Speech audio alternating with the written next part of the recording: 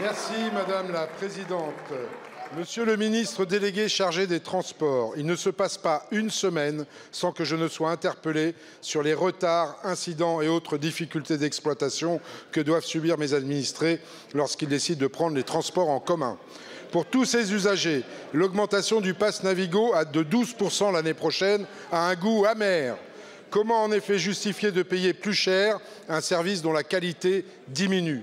À ce titre, je veux vous faire part de ma reconnaissance d'avoir accordé une aide exceptionnelle de 200 millions d'euros à Île-de-France Mobilité pour limiter au maximum cette hausse. Je veux aussi dénoncer le chantage dont s'est rendue coupable Madame Pécresse, qui, fuyant ses responsabilités autant que ses promesses électorales, a vainement tenté de faire porter le chapeau de cette hausse sur le gouvernement.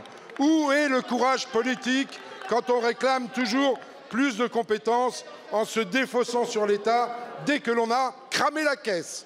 Où est la cohérence quand on s'insurge contre les déficits publics le lundi pour mieux demander le mardi à l'État de venir combler ses failles en région?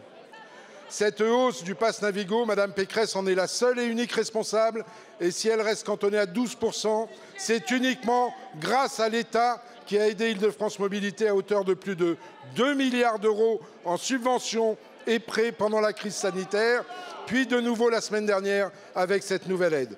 Je n'oublie bien sûr pas nos territoires qui se partageront une enveloppe exceptionnelle de 100 millions d'euros pour soutenir leur réseau de transport en commun. En marge de ces annonces, vous avez, Monsieur le Ministre, acté la mise en place d'une conférence pour organiser le financement futur des transports publics. Dans la lignée des efforts majeurs consentis depuis 5 ans pour les transports du quotidien, serait-il possible de savoir quelles seront les lignes directrices du gouvernement dans ces discussions et de rassurer nos concitoyens quant au fait qu'il sera au rendez-vous des ambitions affichées? Je vous remercie. Merci.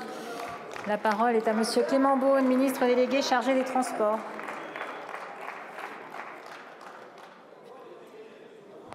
Madame la Présidente, Mesdames et Messieurs les députés, Monsieur le député Millienne, vous avez raison de rappeler l'effort massif, exceptionnel, que sous l'autorité de la Première ministre, le gouvernement a décidé, à travers et à destination des différentes autorités organisatrices des transports, la région Île-de-France bien sûr, mais aussi, et je crois que c'était une nécessité, par souci de responsabilité et d'équité pour les autres autorités organisatrices, nous répartirons ces sommes, les 100 millions supplémentaires au-delà des 200 millions destinés à Île-de-France Mobilité dans les prochains jours, avec le souci de prendre en compte les difficultés particulières de certaines autorités organisatrices. Nous avons une seule boussole dans cette discussion, l'intérêt des usagers et le soutien au transport public. C'était évidemment indispensable dans une période de hausse des coûts de l'énergie et de transition écologique.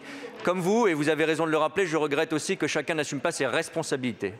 Je rappelle que l'autorité organisatrice des transports en Île-de-France, c'est la région Île-de-France. C'est Île-de-France Mobilité, sous l'autorité stricte de Madame Pécresse. Je crois qu'on se porte mieux en politique quand chacun assume ses responsabilités. L'État était là pour les usagers. Je regrette, comme vous, qu'une hausse disproportionnée du pass Navigo en Île-de-France ait été décidée par le Conseil régional d'Île-de-France. L'État était là pour limiter ses effets, mais l'État ne peut pas prendre une responsabilité qu'il n'a pas en charge d'exercer. C'est comme ça, je crois, qu'on doit faire de la politique au service de nos concitoyens. Sur la base de cette aide exceptionnelle, massive, j'insiste, que l'État a donnée dans le seul bénéfice des usagers, nous demandons désormais à la RATP et à Île-de-France Mobilité de rétablir une offre de transport complète.